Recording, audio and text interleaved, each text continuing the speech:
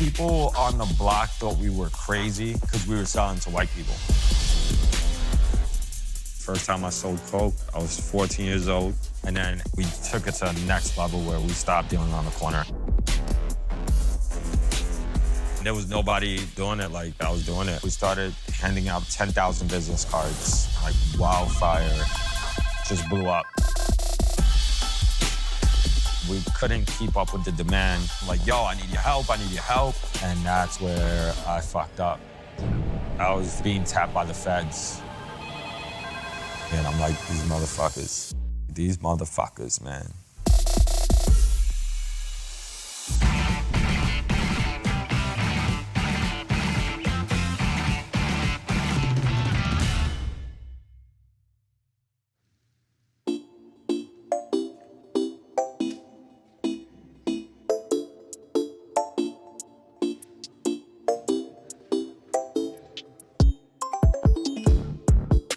My name is Coss, a.k.a. Coss the Boss. I grew up in the Lower East Side of Manhattan.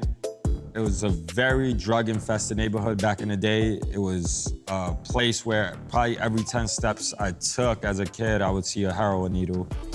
It's not the galleries and poodles that you see today.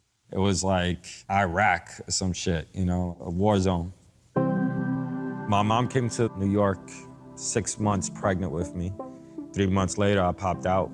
You know, first American-born citizen in my family. So it was just my mom and I for a little while. My dad and my sisters came from the Dominican Republic when they got like their visas and stuff like that. My brother was born a few years later, but it was a struggle. I really understood poverty at a very early age. The fact that I was born poor, and I don't know, I felt the divide even racially. Even like watching like the TV shows on TV is like, you know, Step by Step and like Full House. Yo, white families have it good. They, you know, living in white picket fences and they have a big house. And I'm like sleeping head to toe with all my siblings in one full-size mattress, you know, 4 of us in one bed. Growing up, we were close-knit, but we were always kind of doing our own things. But, you know, living in a 2-bedroom apartment with 6 people, you're pretty close-knit, even if you don't want to. And you feel like life is unfair as a very young person, and I wanted more. I wanted to be rich.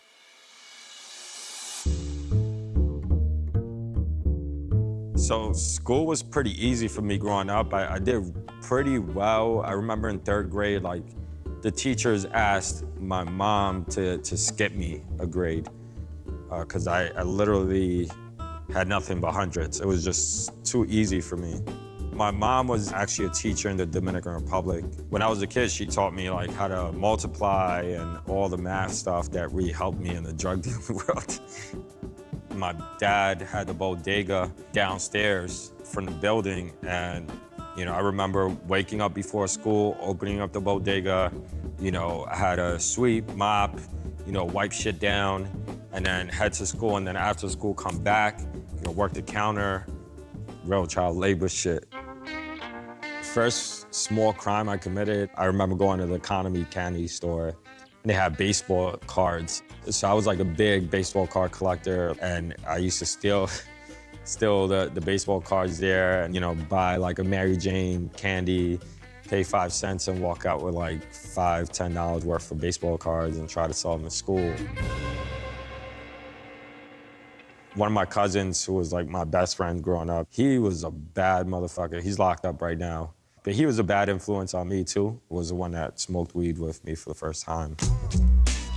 At 13, I started dealing like nickel bags and stuff.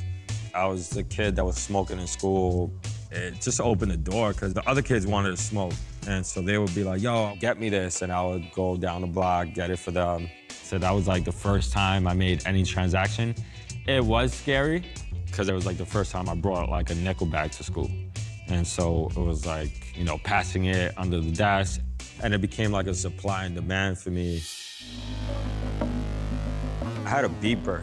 And I remember we used to do like codes and shit. You know how you use backward, like hello, the 43770.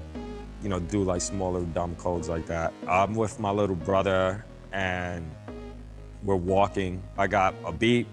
for my boy who lived in the building next door. We met up in the park.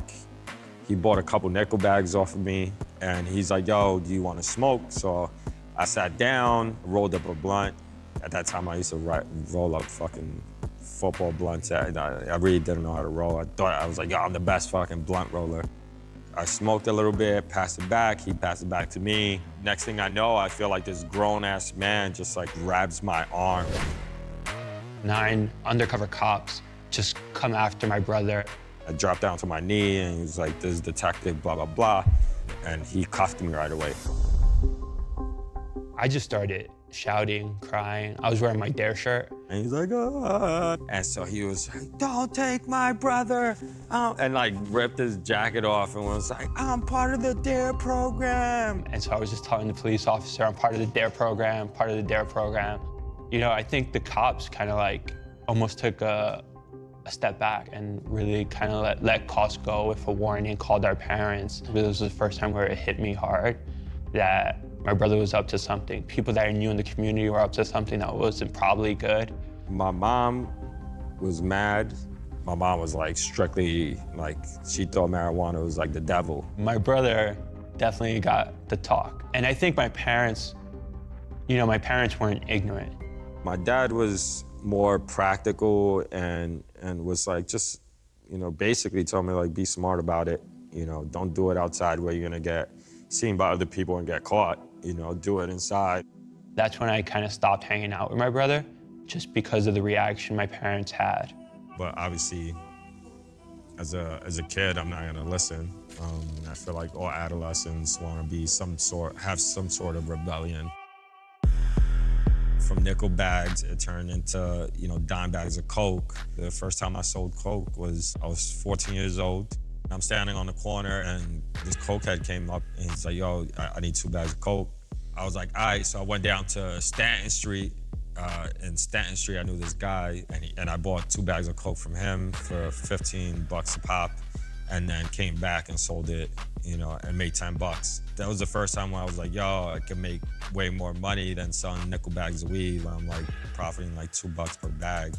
And like these people are coming for $40 worth, you know, I just opened up my eyes. From dime bags of Coke, it went to 20s of Coke, and just being out there for like 1.5 years, 2 years, just in and out, hustling. And there was nobody that was doing it like I was doing it. I was just like up all day, all night, and that's how it progressed. And after a while, I like basically inherited the block. I'll be sitting on the stoop. People will pass me the money. I'll have like the Nextel walkie-talkies. Be like, yo, you know, hit them with this amount. And so my boy will be on a roof or through one of the building apartments and just throw it on the other side of the building. And I'll tell people, like, go around the corner, catch the shit coming off the roof, and then just keep it moving. So it was not like a hand-to-hand transaction. I mean, it was pretty obvious that we were doing stupid shit like that, but for us, our mindset was like technicalities are that I'm not handing any drugs directly to them. It's coming off the sky, like God sent it to you. And you have no proof. You're just handing me money, you know? So that was my mentality behind that operation.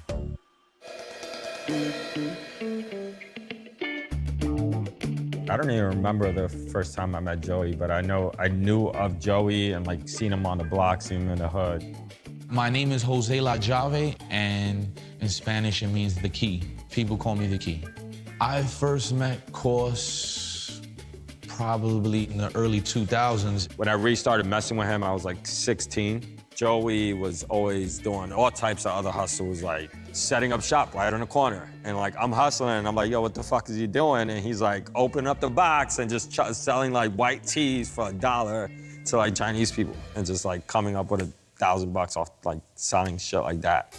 You know, he had his own way of doing things, I had my own way, and he was just the perfect 1-2 punch for me. We were ambitious and determined. We didn't realize it at the time, but we had certain entrepreneurial skills. And so one day he comes up to me, he's like, yeah, I need this amount of work. I think he bought like maybe like $500 worth of Coke. And I gave him like a discount so he could make money off of it. And then he came back and he was like, yo, I need more. And then he went over there, sold whatever he needed to sell to whoever he needed to sell, and then came back and bought more. And I'm like, yo, I'm out. And he was like, yo, I need more, I need more, I need more. Now, like, just like very demanding and aggressive. I saw that similarity of like having that hunger, having that desire to be rich.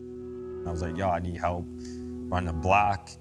And right there and then, we just made the decision. We put our money together. I think we just bought like 2 ounces of Coke or something like that. And, you know, we just started operating together. We formed a union that night, and that's how it all started. The energy that we just bounced off each other, like I've never seen a hustler like him, and he's never seen a hustler like me. We both had that hunger where we like, any way, means necessary, we're gonna get this motherfucking money. It was this rookie cop. He was like, I'm gonna search him again. And I'm like, fuck.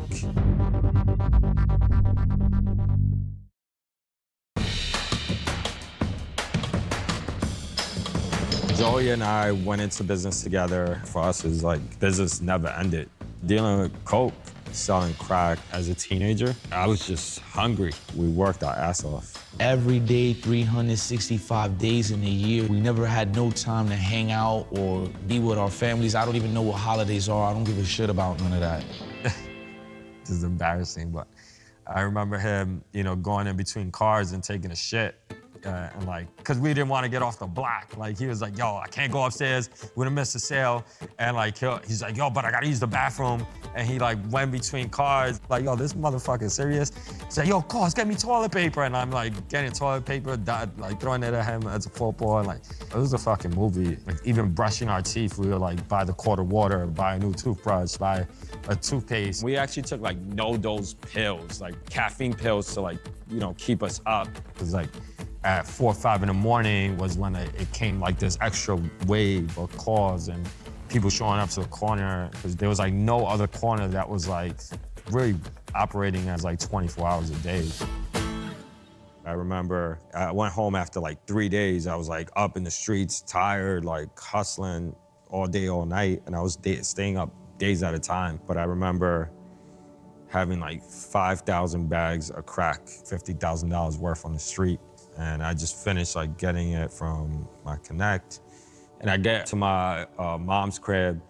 I was living on Broome and Eldridge at the time, but I went over there because I picked up the crack from my connect in the first floor of my mom's building. And I like just started watching TV there, just chilling. And I had like a big hoodie and I got like a big ass plastic fucking Ziploc bag of just a whole bunch of crack. And I fell asleep there.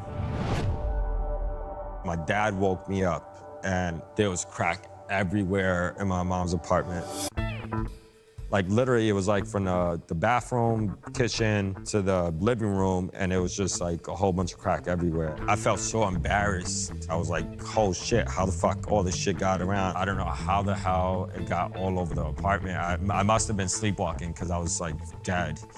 And I woke up in the couch pretty much in like the same position, like it was raining crack, you know.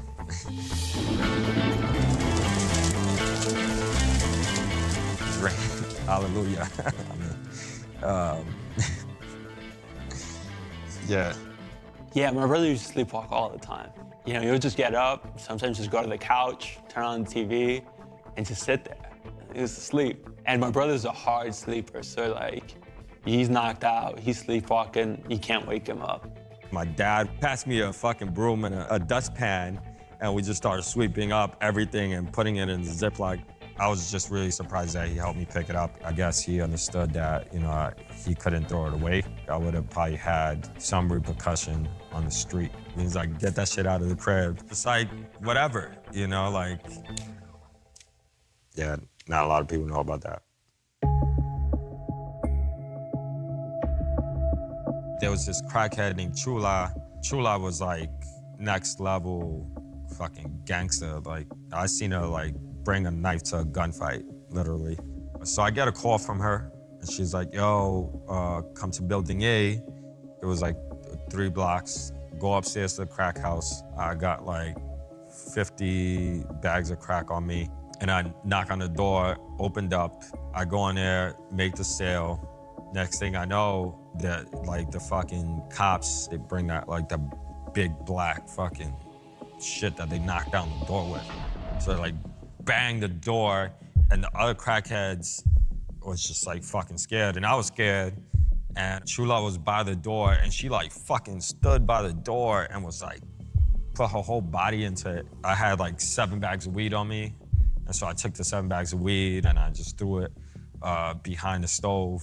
And then eventually they just rammed the door. About like 10 cops and detectives come in. And they start searching the whole apartment. They find the weed. One of the crackheads snitched on me and said like, that was his weed. I thought it was one of those situations where I'm like, yo, I'm only going in for weed. I'm good, you know, blah, blah, blah.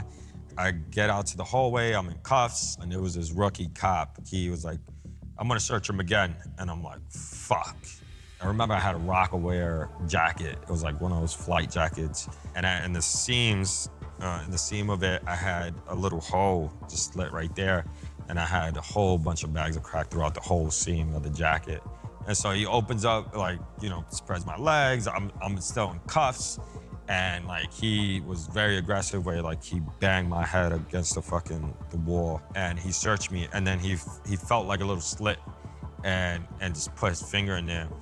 And that was it. You know, he saw 1 bag of crack and he saw 2, 3. They just kept coming out. Like, shit, this is gonna be a serious situation. He was like, what the fuck? So then he took like a switchblade knife and ripped my whole fucking jacket off me with the cuffs on me. And that was it. That was my first felony. I had to be sent to Rikers Island.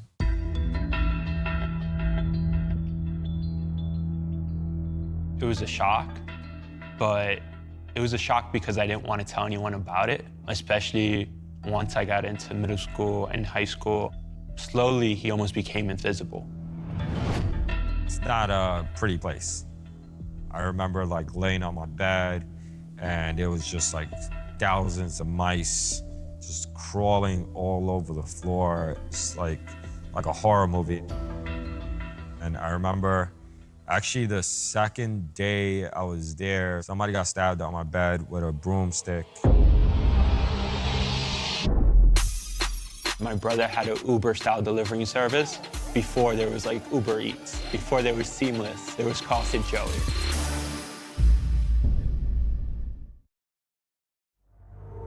This guy like dropped on my bed.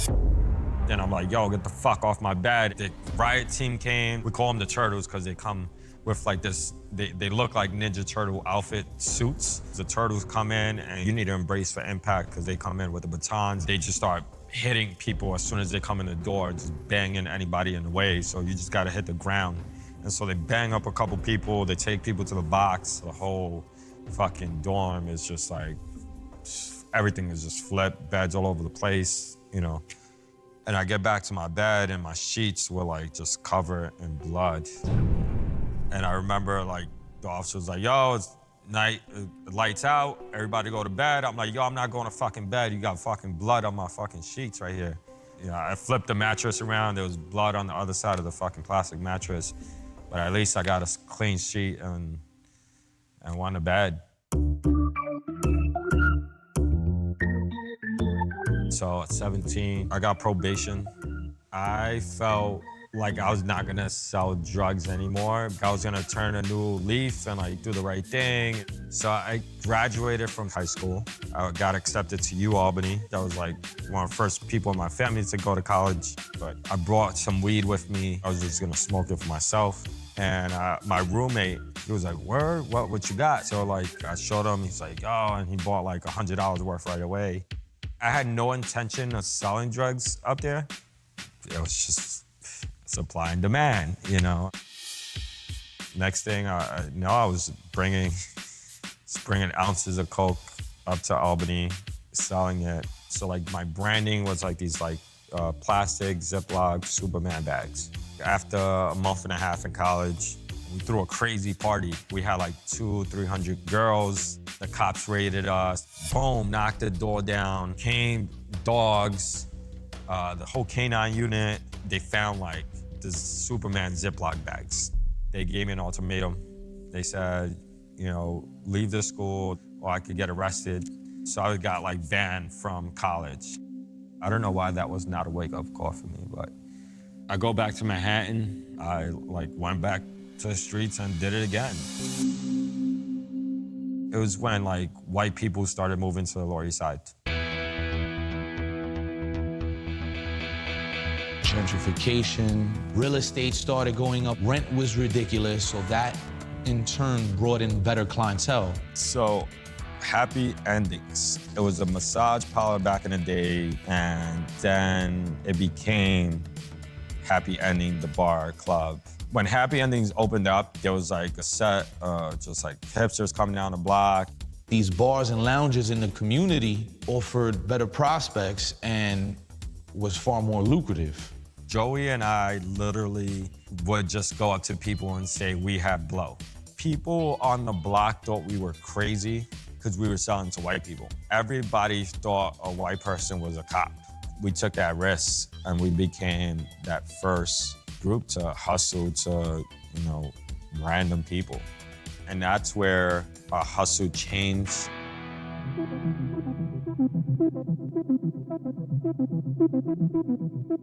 I made a proposition to him, let's create a service. Everybody was still doing the street corner thing. I already knew that the service phone thing, nobody else was really delivering stuff. Nobody else was really trying to cater to the high-end clientele. And from there, we took it to the next level where we stopped dealing on the corner.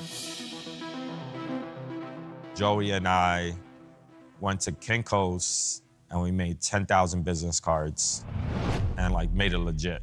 It was all black, said Happy Endings, 3 phone numbers on it, and it said 24/7 on it. And that was it. We started handing out the cards like wildfire. We was taking a huge risk. But you know what? The business cards affected the business and really took it to the next level. Basically, our target market changed when we branded ourselves as Happy Endings. It was so many phone calls after that. It was like literally our 3 phones that I had on that business card just blew up. My brother had an Uber-style delivery service before there was like Uber Eats, right? Before there was Seamless, there was Coss and Joey. Then it got to the point where we had 5 calls like every other minute, and we just couldn't keep up with that pace. So we had to employ people that was from the block. They didn't have their license, so we started buying bikes. In the beginning, it was local, so we had to meet the demand there. And then it started expanding. People started calling out in Jersey. People started calling out in Long Island. Everybody was hustling for us. Everybody that was our friends growing up became our employees. We started wearing suits because I caught that crack case, and then I was going back and forth to court. I spent like a year going back and forth to court. And every time I would go to court, I would wear like, you know, button up, a tie, a suit sometimes. And I was like selling drugs like on my way going to court or like coming out of court. That's how the business suits started and just acting more professional. Dealing drugs on a corner, sitting on a milk crate was completely different from, you know, wearing a business suit and going down to Wall Street and just fitting in. It took a turn, and it felt like we were incognito for a minute because it like cops would stop us and let us go sometimes because we were wearing suits. We looked like we had a legit job. You know, we were running late to work while we like doing 100 miles per hour down 5th Avenue. And then the whole pitch line, business cards stapled with a bag of coke. Listen, we're punctual, proper attire, we go anywhere. We were one of the first people in that time frame to have a service.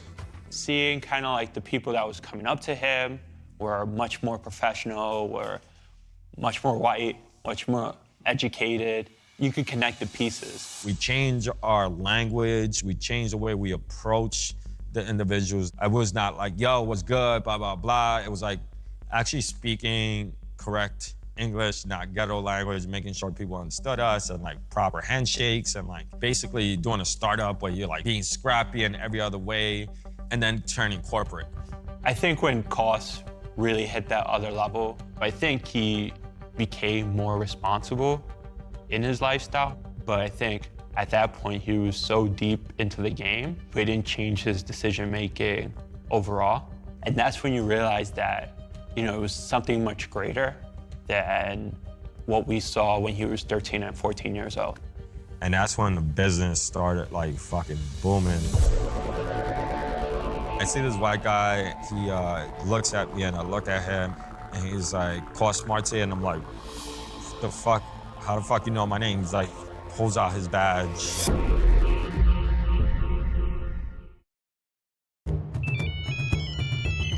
The calls were getting so insane that we were like literally picking up 2 phones at a time. Like we couldn't keep up with the demand. It became a real operation after a while where we had multiple dispatchers. It was like 12-hour shifts and then just a whole bunch of drivers. It picked up so fast. The first few days, it was like $700 to $1,100. And then towards the summertime and out of nowhere, everything was just consistently everything over $3,000 a day. The goal was if we made $3,000 a day for 365 days in a year, that's $1,095,000. And then we had like stash houses in the Bronx and Washington Heights. It was like business 101 where we like, all right, this is the game plan and this is how it needs to be structured. Coss wasn't the dealer anymore. Joey wasn't the dealer anymore. They had multiple levels within the organization structure. And they managed it almost as a CEO. You know, you could say Coss was like the CEO and Joey was more COO. With the service, those were your clients and you could gauge a quota off of that. Thursdays, I make this amount. Fridays, I make this amount. It's like if it's fashion week, that's going right on through. It doesn't matter. That's like one of the biggest weeks. The New Year's week is one of the biggest weeks. Certain holidays, like for Thanksgiving, it slows down because people fly to go see family members. They clean up. There's not that much action going on in the city. But as soon as that weekend, Sunday passes, they're right back at it, calling 1,000 miles per hour. Cash was everywhere, stacked with rubber bands. Like 20 grand was like this height. Just stashing it in closets, shoe boxes. You could stash like $30,000 per like Jordan shoe box. I probably was pocketing like close to $3 million a year. And I was only like 21. And we was just buying dumb shit. Stupid mink coats and chains and watches and shoes, and we would go like to the Louis Vuitton store on Fifth Avenue and just like come out with like a small little shopping bag, but we'll be spending like 10 grand. You know, Coogee clothing, he had the new Timbs, and then having 2 cell phones. And I saw the symbolic wealth that he carried, and also just the respect, right? People in the neighborhood started talking that my brother kind of was the guy they wanted to be because he had everything. Joy and I wearing business suits, eating fancy dinners. I always get like a bottle of Grey Goose and Peter Luger's and all this shit. Every day was like a party. We just did whatever we wanted. We didn't have no sense of responsibility. So I ended up getting my girlfriend pregnant, and I wasn't ready for that. It put a lot of pressure on me to make more money. And I'm like juggling like running the business and then like trying to take care of her. And I started just eating everything she ate.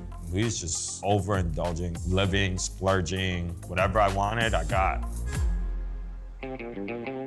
We went to make a delivery in like right by Central Park. And I think it was like August. So it was like not cold outside, but we were wearing like fucking mink or some type of fur, stupid shit. And I remember Joey had like the matching fucking hat, like the mink hat with the fucking mink jacket. I don't know who said it first, but it was like, yo, let's take a horse and carriage. And we were like, yo, how much is it for the day? We want to go to the Lower East Side, to our block. We'll give you $500. And it was like, nah, like the ticket's gonna be like 1,000. It was like, fuck it, we'll give you $5,000. And they were like, nope, nope, nope. And then this guy was like, all right, I'll do it.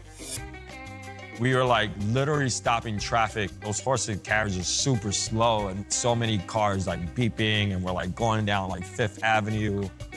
And people were just like buying drugs off of us on the horse and carriage. And somebody had said, listen, I'm on 39th and 7th.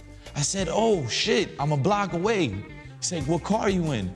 I said, I'm not in a car, believe it or not, I'm in a horse and carriage. She's like, oh, you guys are fucking crazy. We like stopped in like McDonald's with the horse and carriage, brought it to the block. We had all the little kids like feed it like apples and carrots.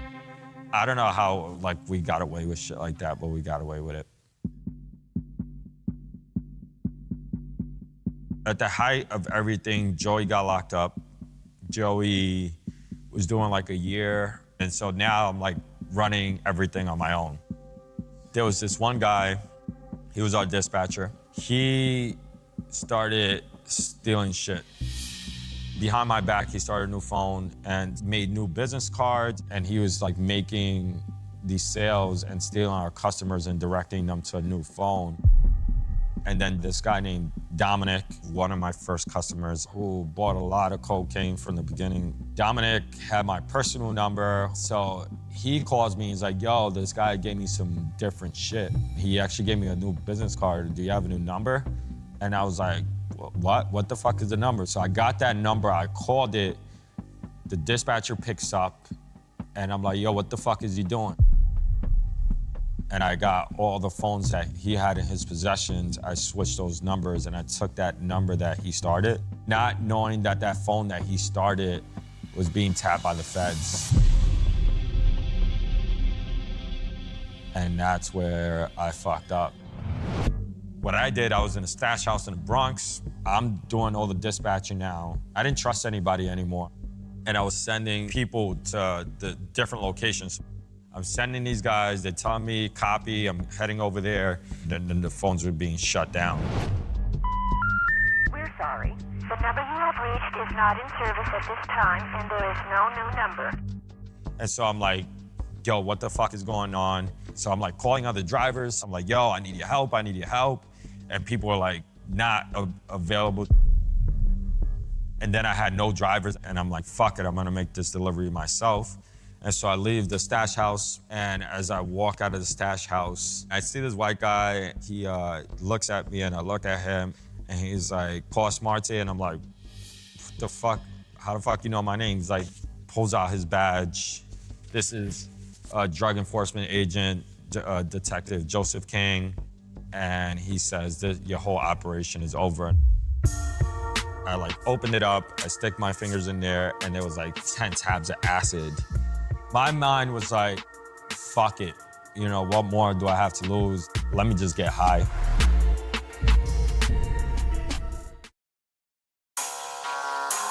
On my way down to the precinct, they stick me into this like minivan, and then they take my BMW and they drive it next to me, just laughing. And I'm like, these motherfuckers, man. These motherfuckers. As soon as I walk in the precinct, people are clapping, like whooping and hollering and saying like, you're done, you're done. And they take me to this corridor where they have like 10 cells. And as I walk down, I just see like all my drivers in those cells. They take my wallet, they take me to the bathroom, they like strip search me. I had like, I don't know, like 100 bags of coke in my underwear. And they were like, what the fuck? You have like coke everywhere, like, you have more?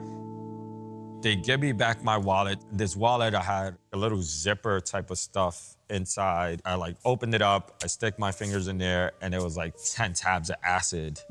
My mind was like, fuck it. You know, what more do I have to lose? Let me just get high. Took the 10 tabs of acid. The bars were like waiting me. And I felt like I could just like open up the bars and like escape. And then they take me to the interrogation room, and that's when it really started hitting me. And I was fucking tripping like crazy. They told the judge that I was high on acid. Judge was like, you're on acid right now. You're on acid right now. I'm like, it's like, get him out of the courtroom. We're gonna hit him with the kingpin charges. I ended up in Rikers Island, going back and forth to court. Me and my dad went to the courtroom where we heard the conviction, and just staring at my brother, I felt like there wasn't a human there anymore. I felt like that wasn't the person I knew. It was kind of like a moment where I felt like he was lost. Coss got locked up. I came out. I was motivated to get in right back into it, and I went and I turned the phones back on. Sure enough, they started their investigation all over, and it was the same officers that arrested him. That's how I ended up catching this case, 9 flat. I got 7 years, and I was sent upstate. My son was 18 months old when I got locked up, and it really, really killed me to be away from him. You know, I wanted to come home to my family. I stepped up, started taking him to baseball games, hanging out with him, kind of giving him a father figure to look up to. Chris had my back. You know, we got really tight, and I owe him a lot for that. I was in Green Correctional Facility. I see Glenn, and I'm like, yo, Glenn, what's good? And he's like, yo, what up, yo, blah, blah, blah. I met Glenn, I think, when he was in elementary school. I remember him being bad. He was like a really bad kid. Well, it's crazy because I used to see Coss every day on the block, and then I get locked up. Next thing you know, I see Coss popped up and green. I'm like, holy cow. He's heavy set, the biggest I've seen him in his whole life. He had like some B cups, C cups. He had the belly. He had like 5 pounds on his face. I'm like, yo, what the hell happened to you? I didn't think I was like fat, or I didn't feel like I was gonna die tomorrow. But when I went upstate, the first thing they do is like take blood work, and then they send you back to the cell unit. Maybe like 2 or 3 days later, they sat me down and they said, you know, your cholesterol levels are really high. They was like, you know, if you continue like living that lifestyle, you could probably die of a heart attack within 5 years. And I was like, what? He was probably on the verge of probably 300 pounds. And what they recommended was to like eat correctly and to work out. I like stopped drinking like the prison Kool-Aid, eliminating carbs, eliminating like the processed sugar. Literally maybe 150, 200 calories on my plate. I just started doing dips off the side of my bed, push-ups. In like 5 minutes, I was like, this shit is too fucking hard. I went to my bed and I like laid there. My son was in my head all the time. I started thinking like, yo, I need to get back into shape. That's when I hit the yard. At first, I felt embarrassed. When I get up to the pull-up bar, I'm like, like struggling, and people are like, yo, get this fucking honey bun out of here, man. I just started doing laps. While I was running the yard, people were like calling me Fat Forrest Gump. They were like screaming, yo, he's back, that honey bun motherfucker. And I'm like, fuck you, and I just kept running and running. And every morning I would come out, I would see Coss jogging the yard, foom, foom, foom, by himself. Then eventually I started building myself up where I was like running 2 hours at a time. I noticed that I was like losing crazy weight. They give you the state issue clothes. And so my hands were like falling off me. And I lost 70 pounds in 6 months. You could see the definition of his cheekbone. We thought he wasn't eating, we were worried about him.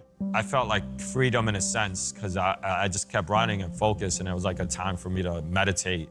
I had the freedom to take the time off and actually go and visit him. And I thought it was important to have his son, you know, see his dad once in a while. I think Coss was just trying to like reinvent himself. Glenn worked out with me. Other guys started running with me, and we just started doing our own routine. Working out with Coss was intense. He was really militant, he was focused, he was strong-willed. And the workout will actually, help us, get some sleep, because it's hard when you're all alone in your cell and you're thinking about what the world is doing. I had 2 months left towards my incarceration, and this officer says this is a drug test. He was like, don't fuck with me, today's not my day. So they put you on a wall, and as soon as he gets in between my nuts, I move my body a little bit, and he punched me behind my head. I dropped down to the ground, picked up my glasses, but also thought I was gonna attack him. So as soon as I turned around, he presses the button, and then they threw me in solitary.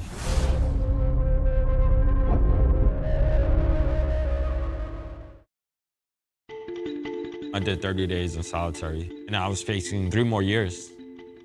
I started praying and asking God, how can I get back for all the wrongdoings that I've done? I felt regret that I hurt a lot of people, and I wanted to give back. What came to my mind was fitness. I wanted to start a fitness company. So I started writing, and I made it like a 90-day routine. I pictured myself doing a boot camp. Sounds crazy. Might be a little schizophrenic or whatever you want to call it, but it felt like I was training people and I was like acting. You know, it's like closed doors, you got nothing to do. I'm training and imagining that there's people right in front of me and I'm like working out with them.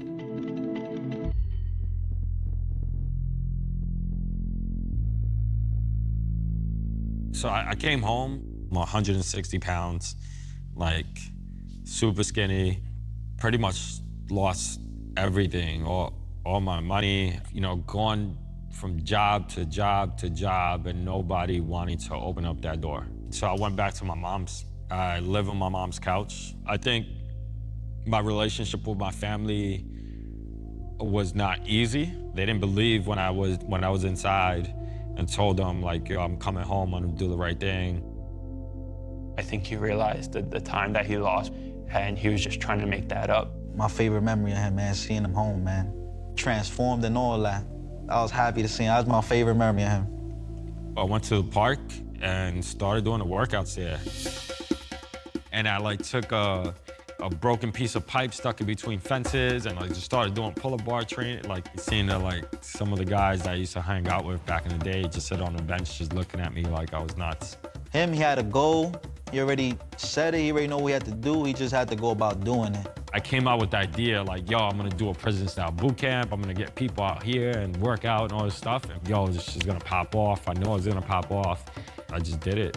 One of the biggest like fitness health blogs, you know, in the country. They reach out and this lady comes and she's like, so, you know, what's your plan for the future? I wanna build a prison. And that just came out of my mouth. I was like, I wanna build a place where you know, people going through a prison gate, maybe wear a jumpsuit to come work out with me, take a mug shot, you know, 5-minute showers, all this crazy stuff. And then I did it, and it came into fruition.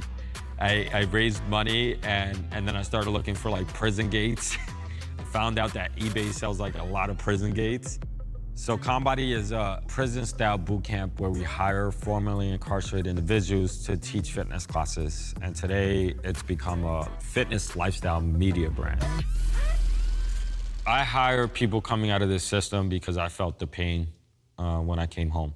We have a 0 recidivism rate. Nobody has gone back. Anybody that has worked for us has not gone back to the system.